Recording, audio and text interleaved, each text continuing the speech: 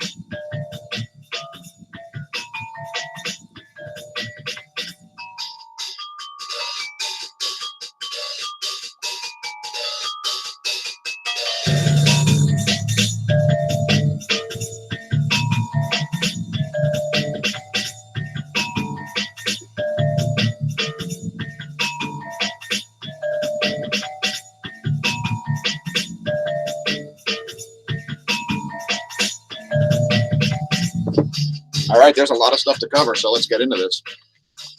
So, welcome to the Neo Renaissance, and welcome to Cycle 25. This is the first high latitude sunspot we see, and the polarity makes it a Cycle 25 sunspot. So, its location as well as its polarity are why we say this is another example of Cycle 25 activity, which is good news, folks. We don't want solar minima to last an extended period of time, as it's bad for our health. Anyway, here's the view in 171 angstroms. This is only 8 hours of solar activity, so we're talking from 0 hour UT until 800 UT. There's that sunspot making its transit. Looking pretty stable right now. There's also a coronal hole in front of it. Let's look at it at the 193 angstroms view also. So that very large above the equator coronal hole now rotating out of the Earth-facing region.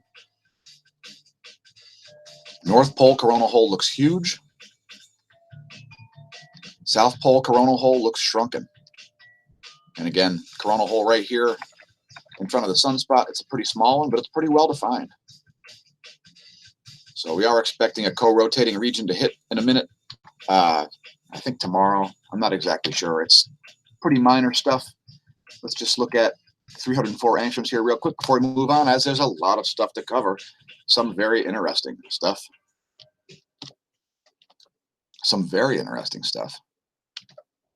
And we see a bit of filamentary activity going on here as this active region rotates out of the Earth-facing area.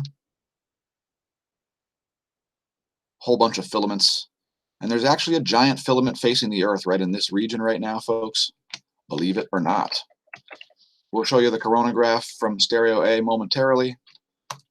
So stay tuned for that. Now let's talk about the butterfly graph again. We talked about this yesterday. This is the butterfly diagram, and what we're talking about here is, you notice at the beginning of solar cycles, we see sunspots closer to the poles. At the end of sunspot cycles, we don't see any sunspots close to the poles, and only instead at the equator, which is why the latitude is relevant for sunspot 2744. Links to this NASA article in the description below the video.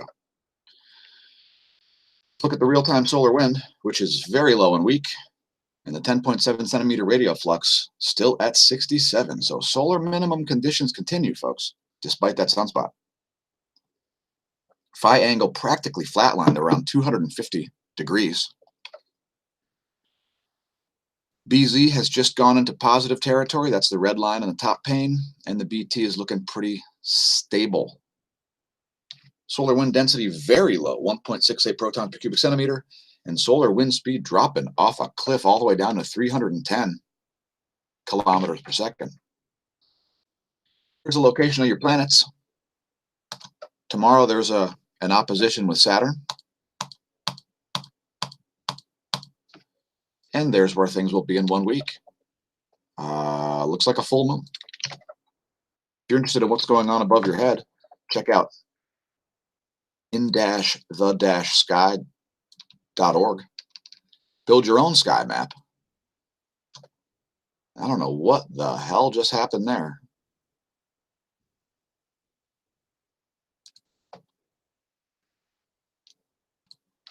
Anyway, we're going to look at stereo A in a minute here, which is located about here, behind the Earth, trailing the Earth, and seeing solar activity earlier, which is why it's called stereo A. That stands for ahead.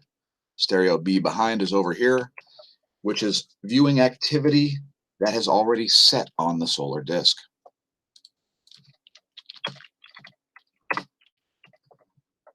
Anyway, if you want to know what's going on above your head, check out in-the-sky.org, and you can make yourself a sky chart for above your head.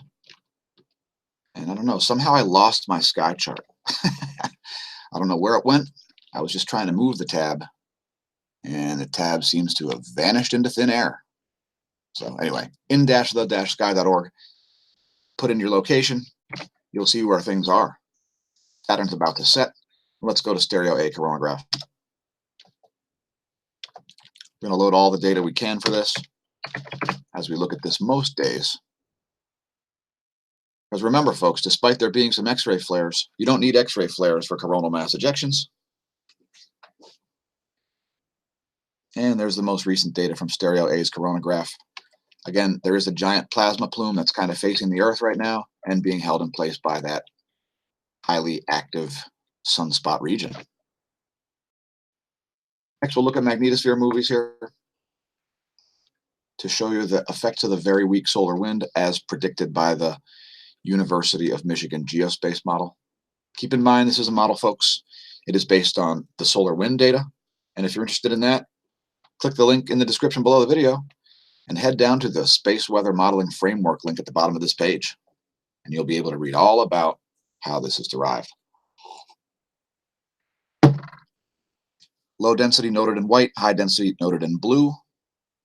And we see that very low and steady solar wind coming in. And I don't know what just happened there. Here's the density. And there's the pressure. So we see very low pressure, primarily located in the magnetotail region. Now the sun, from this view, this model, the sun is out in this area. The sun's located to the left of the screen, noted in the white part of the Earth. That's the sunlit side. Meridional plane on the right, equatorial plane on the left. Again, main magnetohydrodynamic pressure located in the magnetotail, not in the bow shock portion. Next, we'll look at ground magnetic perturbations here. Changes in the Earth's B field. The B field is the field that goes through a magnet, folks. As magnetohydrodynamics is emerging as a very important branch of science. We've got ground-based magnetometers all over the world. And we see two poles over the north, one over Siberia, one over Canada.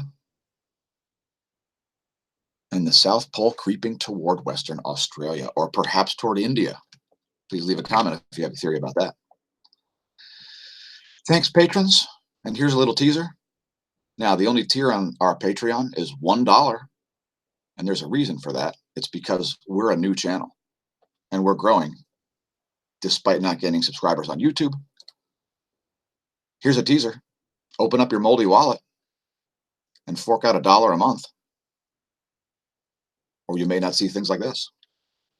It's a custom gift.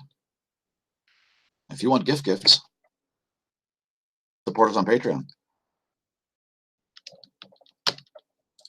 Check out the Spaced Out campaign, also in the links below the video in the description box. Please click that. Check out the Spaced Out campaign via Hemp Lucid as we've dipped our tippy toe into the affiliate space. And I think I have this thing blown up too big.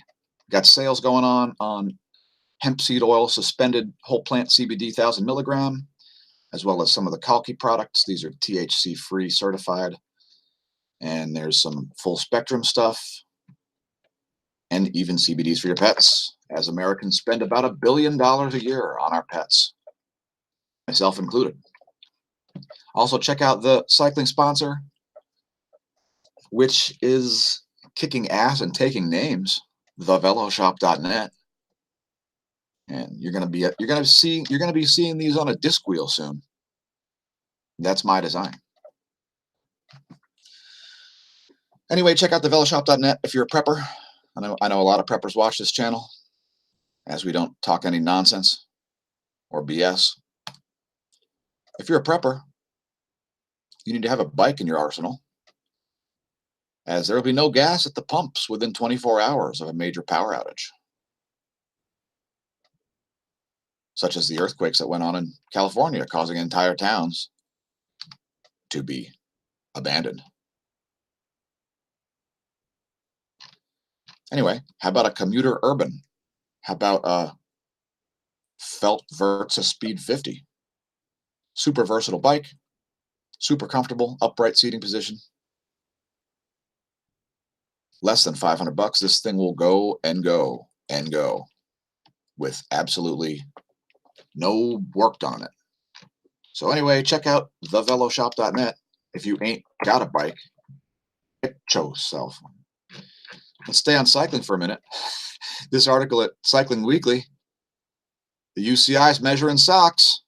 Now, for those of you who are cycling fans, and if you watch the international cycling, you are aware that the rules in the Union Cycliste Internationale are pretty crazy. So here's one of the latest sock measuring. And by the way, this guy's socks are illegal. They are too high. They need to be below your calf.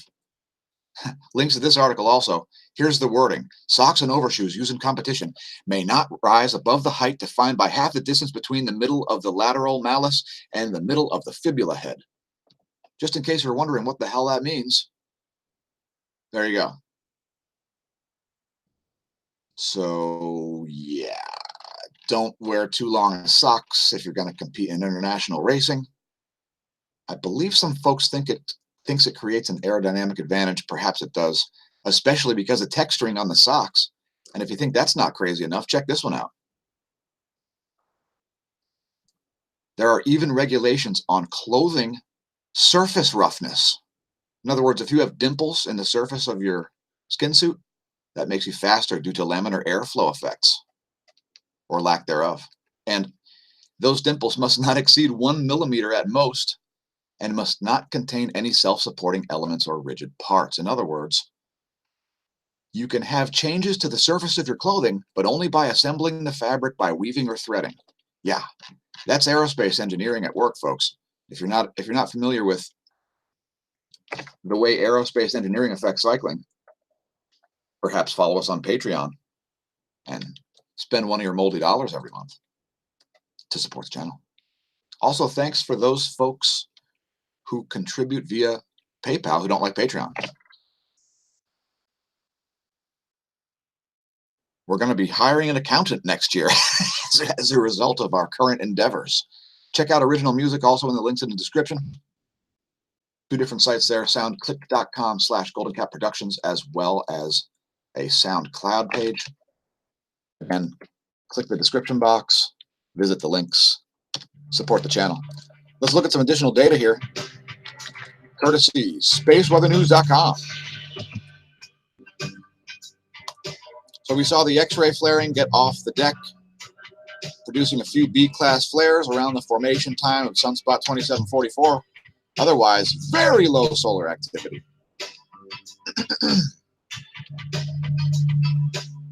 We see some erroneous data here in the solar wind speed. For some reason, the older spacecraft is better shielded than the newer one. Here's the data from the older one. I have no idea how the newer spacecraft got less shielded, but it's true. It's true. Anyway, we're talking about the Discover and the Ace. Enough said on that. We see some striations in the GOES magnetometer. Pretty low effective levels there and pretty choppy. By the way, this track's called Hemi's Here, and it is available on the SoundClick page and the links below the video. I think it's 99 cents to add to your MP3 collection. Let's look at the end little spiral for a second here, as I saw some predictions from Noah for a coronal hole wind stream hit. And this Signets graph is showing us stuff that's really, really outdated. Hey, Ben, put the new data up. I apologize for that, folks. KP index down to 2. It reached a max of 3 there. And for a very short period of time, it was up to 3, and now it's dropped back down. We're expecting this to drop back down to 1 or 0 throughout the day. Keep an eye on that if you like. Electron flux dipping.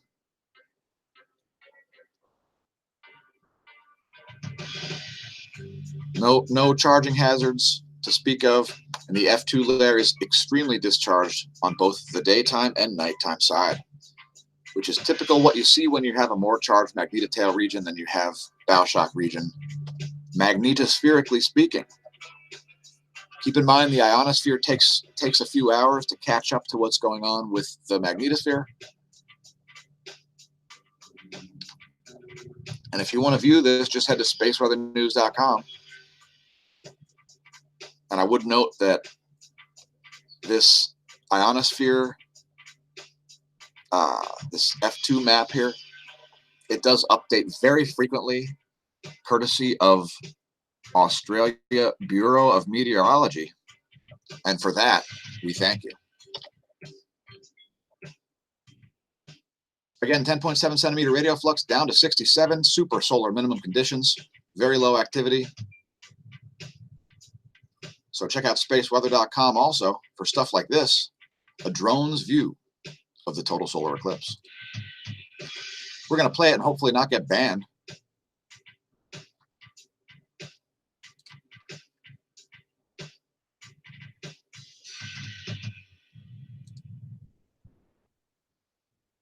Pretty sweet. Oh my gosh, that is amazing. Anyway, we got great views of the corona also due to the solar minimum conditions. Great examples of the fields, and spaceweather.com also does have things like near-Earth asteroids, at least the ones that we know about. And by the way, folks, we don't know about enough. We don't know about enough. Anyway, spaceweather.com predicting a G-class geomagnetic storm on July 9th to 10th. I'm not so sure on that one, but maybe they're looking at data. I'm not. Who knows? Spaceweather.com is legit. Anyway, here's the Gong 2 data. And you're going to see some striations in the field here associated with Sunspot 2744, especially affecting the southern solar polar fields, at least that portion of the current sheet, which is depicted here in red. So, and it looks, yeah, we're in the process of a boundary crossing here. We're getting very close. We're getting very close to being in the South Pole associated portion of the current sheath. And the sunspot could actually speed that up a little bit. So that's what's going on in the GOES magnetometer, which we see. Yeah, so this is corroborative data. We like when the data corroborates. Also follow us on Instagram if you like, as we are dunking on a lot of dumb stuff on here and promoting things like the Three Stooges. Yesterday we put up this 4-image slideshow, actually 5-image slideshow. Also follow us on Twitter if you like. If you find that makes it easier for you to share the content, please do.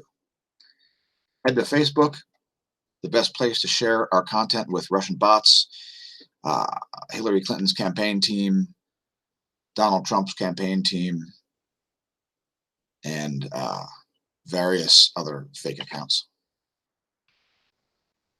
Check us out on Gab, gab.com/smashamash.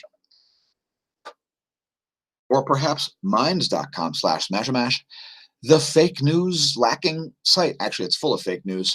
It's full of weirdos and kooks, but at least it won't censor you, and it's open source. Are we at 500,000 views yet? Nope, only 465,000, as nobody is going to mines in the summer. Which is why, by the way, your subscribers stagnate in the summer, folks.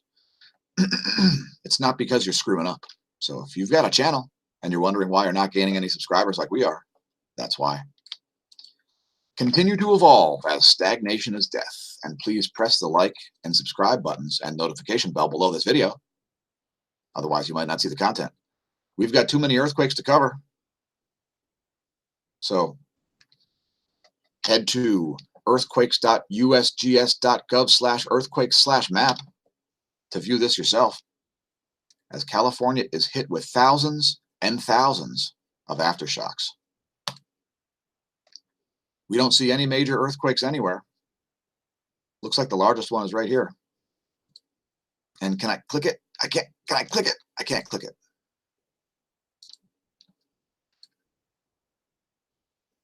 Anyway, there's the earthquake map. Please have a disaster plan and be an asset, not a liability, in the event of an earthquake. Now, let's talk about liabilities. California is a state of emergency with entire towns evacuated. See, they live in the driest part of the country, the Mojave Desert. And if they weren't prepped enough, they can't even survive a day or two. Are you prepared for a disaster? Even a minor one? Do you realize that people will kill each other for 1 gallon of gas 24 hours after the pump is empty? Anyway, Los Angeles was hit by those quakes also. The Naval Air Weapons Station in the Mojave Desert was evacuated of non-essential personnel. Tiny town of Trona suffered extensive damage and experienced some looting, apparently. There was quite a bit of looting, actually, within only a few hours of the earthquake's occurrence. We're talking about the 7.1 magnitude. Also some fires, water main breaks. It's going to be a mess. So read the article at Zero Hedge. I believe we've got links to this in the description also. Here's the pressure maps, courtesy of windy.com.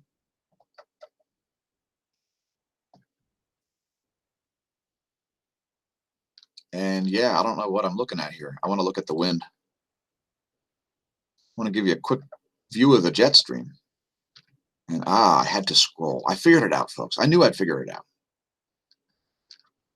So to look at the jet stream, one good way is look at the 9,000 meter, aka flight level 30,000 feet, to see that the North Hemisphere barely has a jet stream. It pretty much doesn't have a jet stream, folks.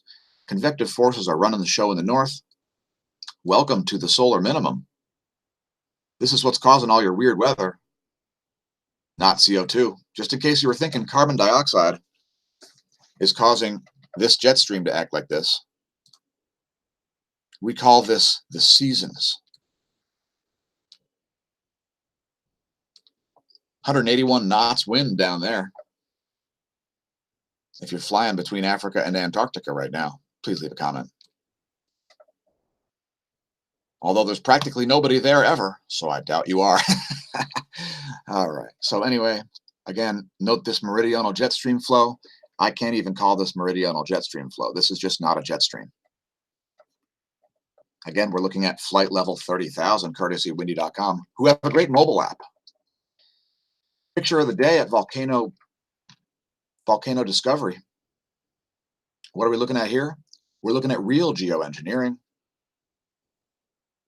This is the erosive gullies in the ash layers of the Ambrum caldera. See, this is how the Earth really geoengineers itself, folks. And since people don't have the capability to geoengineer the Earth or terraform the Earth or do any other crap that you saw in a sci-fi movie, we don't, since it isn't possible. Someday it'll probably become possible, such as when we have free electricity. So let me again welcome you to the Neo-Renaissance. Wait for it. Wait for it. Be patient, folks, and don't be fatalistic. There are a lot of good things down the pike that are going to cause mankind to adapt in ways you would have never expected. Volcano rundown. Sanjiang Api, still exploding, producing a 10,000-foot ash plume. Tokono, continuous emissions and explosive activity there. 7,000-foot ash plume. Popocatépetl, still on the list, still exploding. Flight level 24,000 there. And same deal with Sabancaya. Please do not attempt to do a backflip over that, as we don't want you to become part of the atmosphere, folks. In other words, don't get vaporized by doing acrobatics over volcanic calderas. It's unhealthful. Checking out a bunch of rain over my head right now, keeping me off the bike before it's light this morning. And check out lightningmaps.org if you hear thunder. Shout out Oklahoma, out in the eastern hills. McAllister, you got thunder rolling in. And if you're viewing the video from a boat on Sardis Lake, you may want to get below decks, as there's lightning all around you. Check out the water vapor map here real quick to look at that convergence over Oklahoma. We look at the water vapor map because it shows water vapor not yet condensed on a cloud, as well as that is condensed on a cloud. This weather porn section brought to you by the NASA GOES interactive weather satellites. Thanks for tuning in, everybody. Thanks for leaving comments. Zombie Cat has used up all of its 9 lives and become a zombie. Zombie cats die when you shoot them in the head, the same way zombies die when you shoot them in the head. The reason that we can't reinforce the Earth's magnetic field is because of the amount of energy required to overpower the solar wind. Simple as that. We actually do mess with the Earth's magnetic field when we detonate nuclear weapons in space. If you want to hear about the scariest stuff ever done by mankind, go look up videos about detonating nuclear weapons in space and how it creates electron channels that last for like 10 days. That's right, it creates electron channels that last for like 10 days. And also, when you cause an EMP in certain places, magnetic ley lines cause EMPs across the world due to the way magnetic field lines work. Anyway, I don't want to really get into it, but nuclear weapons are the only way you can really do that right now. Yes, you can put up giant electromagnets and create a phased network of electromagnetic fields and yada, yada, yada. You can take a weather radar and you can point it in the sky. Instead of allowing it to oscillate back and forth, you can let it face only one direction and create a massive heating area, causing water to want to evaporate to that area and things. Yes, there are all kinds of possibilities for geoengineering, and they're not on a mass scale. They're not available on a mass scale. And if you think they are, I challenge you to come up with any proof, because it's not true at all.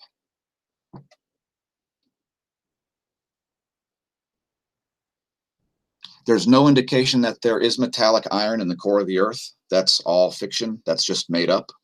Nobody's ever been to the core of the Earth. The deepest drilling ever done on the planet was done by the Russians.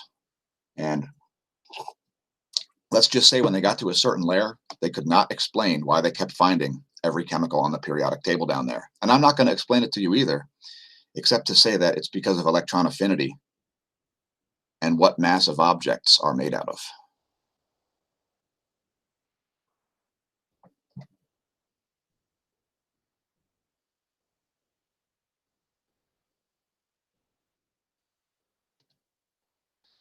By the way, being at the jet stream doesn't allow you to geoengineer either. You have to be in the stratosphere.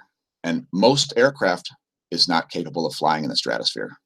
So I don't know if you're aware of that, but that's also the truth, because we're not really into lies and BS on this channel. Anyway, let's just animate the whole water vapor map here. There's what's going on across the US, folks. Use water vapor maps to determine the weather when you're not sure. Oh, one other thing. down here south of Alabama and Mississippi and the Florida Panhandle. Man, there we go. If you're out on a boat shrimping with Forrest Gump out here, I would watch myself, because there's thunder and lightning and lions and tigers and bears falling from the sky. Oh my. We've moved on to the that's an ass and that's a hole in the ground section, where we talk about things like censorship by the government, but especially by big tech, who can't break the internet, but should probably clean up their management game, as some of these companies are probably going to have people going to jail on their boards of directors for misleading the shareholders and breaking fiduciary responsibility to the shareholders. That's referring to Google and Facebook and Apple and Twitter. I can't remember if I mentioned Google. Good luck with that, Google. Breaching fiduciary responsibility, not good.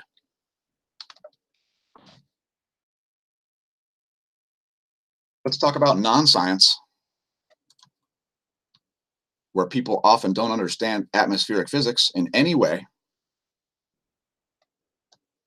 and yet they claim to be experts because they believe a bunch of nonsense that they hear on the internet. Now, you could call certain aspects of academia non-science, as there are many fields other than science. But I prefer to use this in lieu of the term nonsense, because if you go out on the internet and you start reading science articles, you're going to go, are we really in a neo-renaissance? Well, we are, folks. It's just that the lamestream media is in its death throes. Check out the mission of smAsho.org. It is to assist, study, and report on the ongoing formation of a unified theory of physics, as we like to have solutions, not just complaints. Also, to raise the awareness of the general public of the relationship between space, weather, and Earth effects. Welcome to space. The sun is in charge of the Earth's weather, largely speaking. 3, to connect and consult with media organizations to multiply our reach. Now that is a slow slog, thanks to censorship, shadow bans, and general malaise. 4, to demonstrate cutting-edge proof of concept solutions to problems, such as growing tomatoes indoor over the winter, like we did this past winter. To publish scientific papers in a multidisciplinary manner, including but not limited to sciences such as spectroscopy and chemistry, astrophysics, health, wellness, longevity, cosmology, biology, magnetohydrodynamics, geology, to help the humans by advancing the study of predictive phenomena. We're doing it to help the humans. And of course, optimize value and reduce risk and liability and save lives and resources and adapt no matter what the adversity is. And the adversity is not geoengineering. It's cosmological factors that cause the catastrophe cycle. Cosmological factors cause the catastrophe cycle. Nobody disagrees on this. Lastly, we're going to not be ossified in our beliefs and treat those who are with love, respect, and inclusion to the scientific discussion, no matter how little they know about anything. Now, we're not fans of algorithms, especially Facebook's, as we got all kinds of banned last December, thanks to Facebook's crappy algorithms and some stupid people.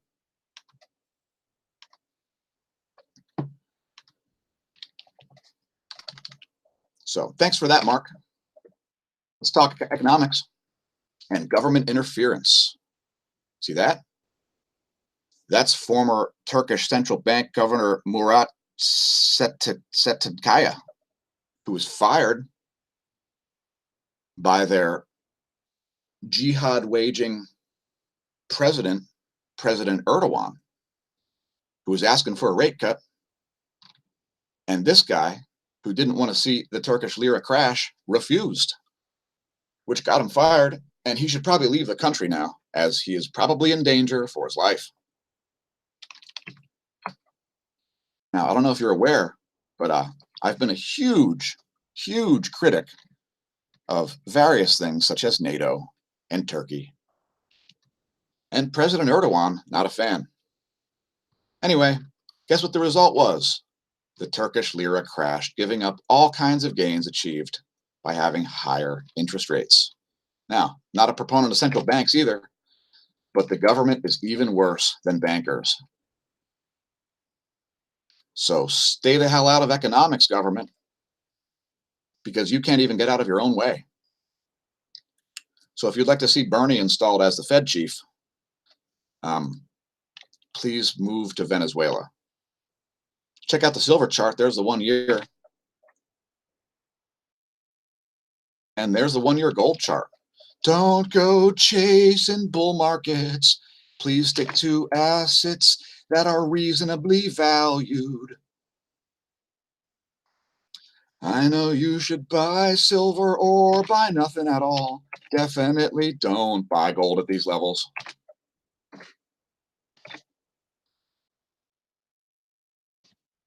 We are out of tabs, except for this one. A couple more bonus features, folks, so stay tuned.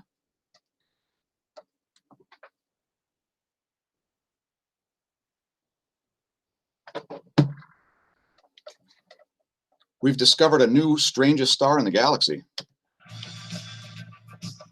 And it's pretty strange, folks. Now, everybody knows about Tabby's star. Well, read up about HD 139139.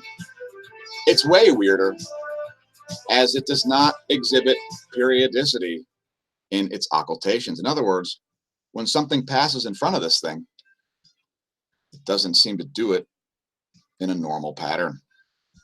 So if you thought Tabby's star was weird, and you thought it was a great place to look for extraterrestrials, by the way, we haven't found any there, check out HD 13939.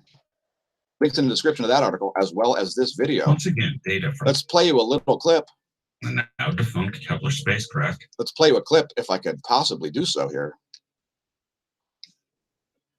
And yeah. Anyway, the theory is one of the ways an alien civilization might announce their presence would be by making odd occultations that could never happen via understood natural processes, Creating what appears to be an impossible star system. If the planets in the system, or for that matter, main structures, or even something simple like giant star shades, behaved in a manner not possible in nature without involving technology, then that would be a dead ringer for an alien civilization announcing its presence. But as usual, there are problems. Anyway, that's the point. Watch the video. It's only 9 minutes long. Super interesting stuff. Here's another one. And if this one doesn't blow your mind, then you got mind problems. All right, check this out, folks.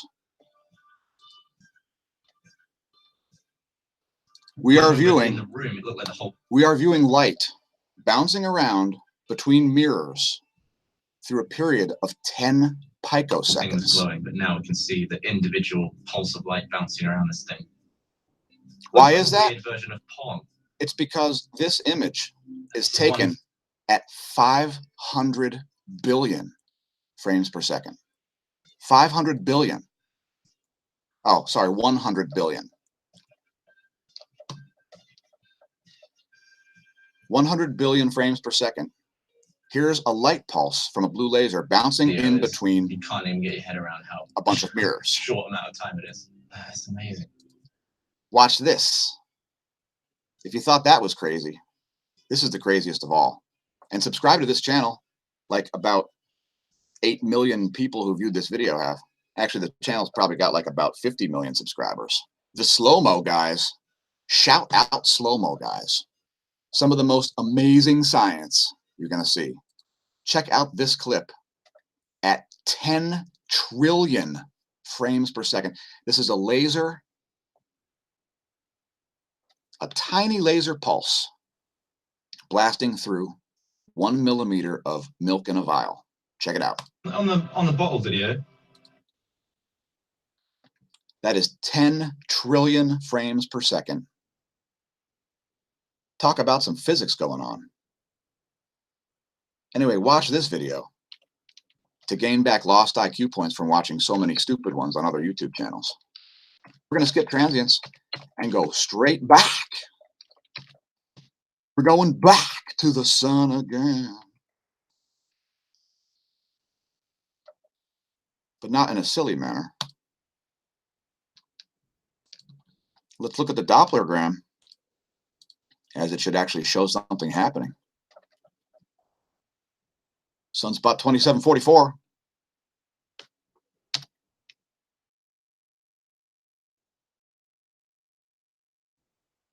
And it's not showing much. And let's take a look at one we never look at here, the 1700 angstroms. Sunspot 2744, welcome to Cycle 25. Welcome to the Neo Renaissance. It's about time to go full time and hit the big time, folks. So if you see the channel suddenly vanish, it's because we didn't make any money on YouTube and we have to charge for our content. So thanks for tuning in. Press like and subscribe if you like, and if not, frankly, I don't care. So remember, when you're staring at the sun, don't drink. And if you drink, stare at the sun anyway, just don't drive.